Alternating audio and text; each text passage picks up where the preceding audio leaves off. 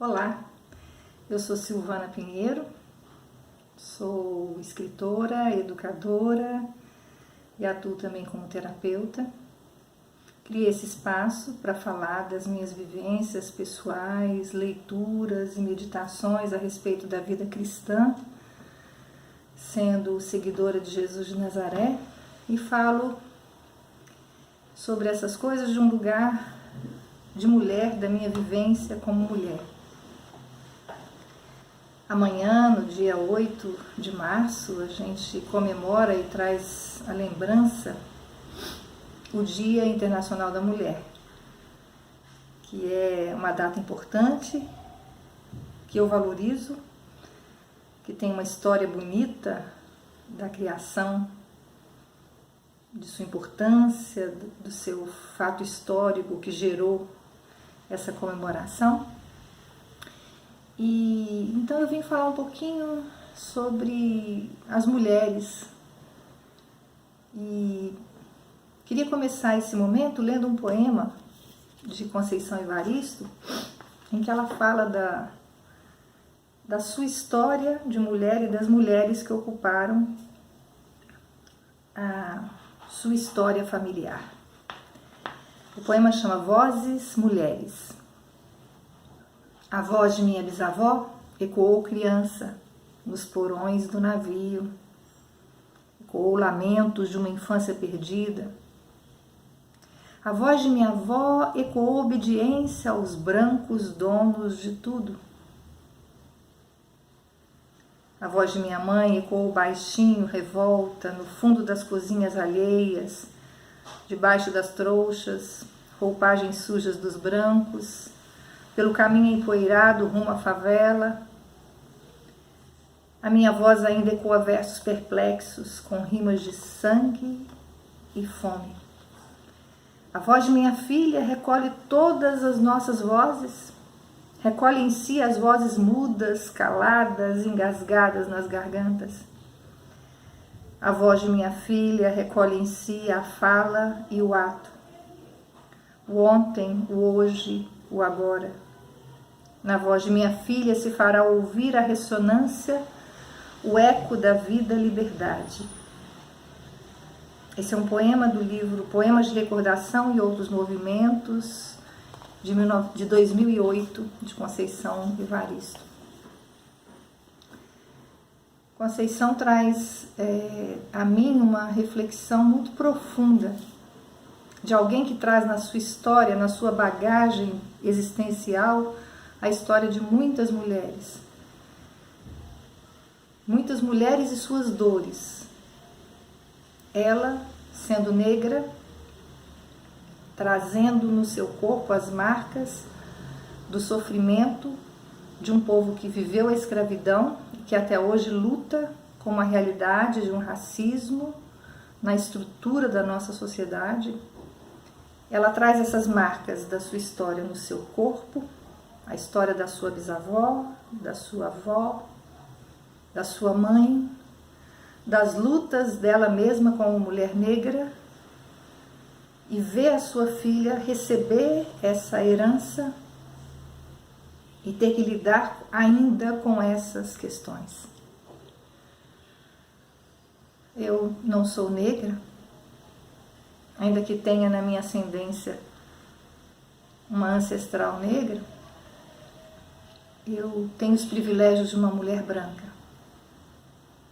Não trago comigo as dores de uma mulher como as mulheres retratadas nesse poema, mas trago as minhas dores como mulher, que fazem parte da minha história. E percebo na história dos homens, de um modo geral, da humanidade de um modo geral, a presença dessa história da mulher sempre ocupando espaços relegados a um segundo plano, às vezes até um obscurantismo da sua história pessoal, um ocultamento, um silenciamento. E As histórias foram narradas ao longo de séculos como se elas passassem apenas pelas mãos dos homens. E olhando para a vida de Jesus, eu vejo um Deus homem que olha também para as mulheres. Mulheres de seu tempo que eram vistas apenas como propriedades,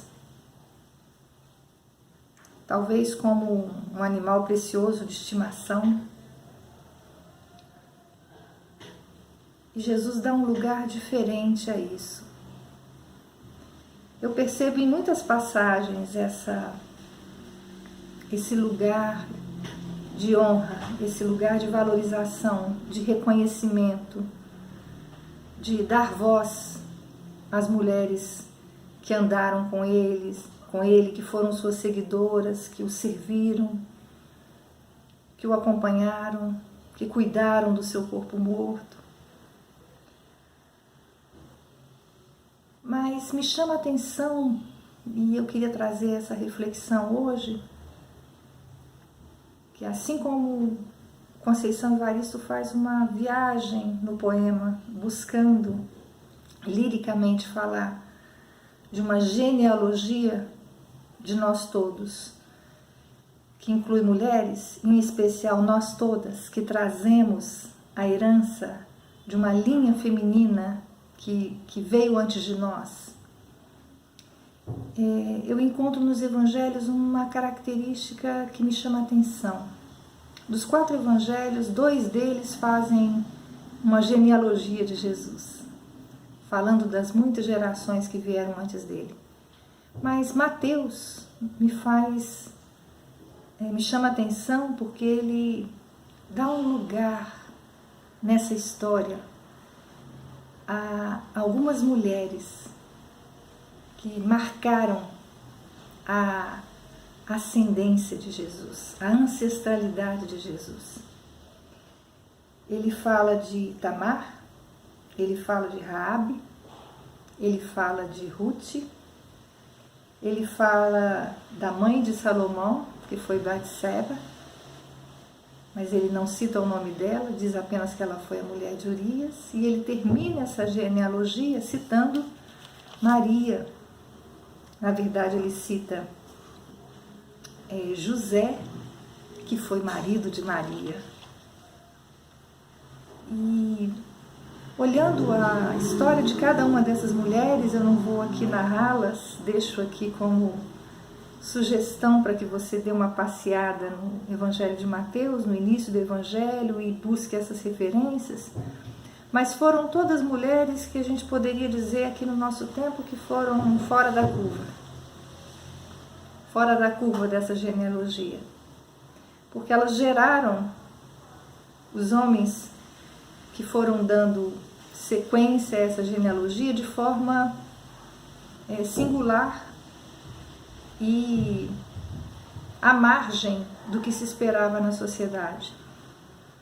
Ou porque eram estrangeiras, ou porque viveram situações de adultério, ou de marginalidade social de alguma forma, que fez delas um ponto fora da curva na genealogia de Jesus. E me é curioso que Mateus traga essas mulheres. Numa versão mais tradicional, da Nova Versão Internacional, o texto vai citando fulano, filho de ciclano e e quando vai se referir às mulheres cuja mãe foi Tamar, cuja mãe foi Raabe, cuja mãe foi Ruth, etc. Na versão A Mensagem que eu tenho lido na atualidade, uma paráfrase escrita por Eugene Peterson, ele coloca entre parênteses, ele interrompe a genealogia e põe um parêntese ali, ele abre um parêntese para essas mulheres, né? E isso me chama a atenção. E as mulheres todas, a história dos homens também está cheia de idiosincrasias, não é só a dessas mulheres que são citadas. mas me chama a atenção pelo fato delas serem incluídas como mulheres que tiveram grande importância na genealogia de Jesus. Por que me chama a atenção? Primeiro, porque são mulheres. Segundo, porque são mulheres imperfeitas, mulheres sofridas, mulheres de dores. E quando eu penso isso, que Jesus e a narrativa que me fala tanto sobre ele, como a narrativa de Mateus, me fala de mulheres que trazem dores, como eu trago, que trazem erros, como eu trago, que são imperfeitas, como eu sou, me enche de alegria e amor a esse Deus homem que me acolhe, que acolhe a imperfeição na sua história. Então, me comove isso, me move em direção a um amor profundo e respeito profundo pela figura de Jesus. Ele acolheu mulheres, ele acolheu na sua genealogia, reconheceu e disse sim na sua ancestralidade a pessoas comuns, cheias de erros e de imperfeições. E vendo isso, eu penso na minha própria vida, na minha história, cheia de erros e de imperfeições. E antes de mim, uma grande linha do tempo, uma grande linha de vida que veio antes de mim, no sistema familiar do meu pai, no sistema familiar da minha mãe, que tem tantas histórias de imperfeição. Porque é assim. A vida segue passando por muitas imperfeições, por muitos erros e acertos, por muitas lutas, por muitas perdas, por muitas luzes e sombras. A vida andou muito para chegar até nós. A vida andou muito para chegar ao Deus encarnado, Jesus Emmanuel, Deus conosco. E quando a vida chega até nós, a gente precisa abraçar a vida, como ela é, como ela foi. Dizer sim a ela, tomar nas nossas mãos e seguir adiante. Se concentrarmos no que foi, que nos faltou, sem olhar a beleza, apesar do que nos faltou, a gente não consegue levar a vida adiante. É disso que o poema da Conceição Evaristo me fala, é disso que a genealogia de Jesus me fala, é disso que a história de tantas mulheres que eu convivo tantos os dias nos meus atendimentos, no meu trabalho profissional também me fala. Nós somos humanas, nós somos imperfeitas e antes de nós há um rol de pessoas também tão imperfeitas. E sem fazer aqui apologia nenhuma imperfeição, eu digo que a vida só segue se a gente acolher as nossas imperfeições e daqueles que vieram antes de nós. Queria encerrar esse momento falando de um poema meu, que eu escrevi o ano passado, pensando nisso, chama Vida que Segue, uma expressão tão comum do nosso tempo, né? E peguei uma epígrafe da Adélia Prado, que eu gosto muito, um verso dela que diz assim: tudo segue a si mesmo. E o poema diz assim: tudo que sei é o que a vida me ensina. Estou viva cada minuto. Mais um tanto cada minuto. Menos um pouco cada minuto. E a vida pulsa no meu corpo, seguidamente, segundamente, como minha trisavó negra, minha bisavó ensandecida, minha avó regando plantas, minha outra avó catando feijão à beira de um fogão de lenha, e minha mãe superando algum talvez no ventre. Ainda são em mim. E sigo adiante. Tudo segue um si mesmo. E eu sigo. Desfaço de mim menos um pouco e me reconstruo mais um tanto cada minuto. É isso. Vida que segue. Para a vida da gente seguir, a gente precisa olhar para a nossa genealogia com tantas dores e imperfeições e dizer sim para como foi.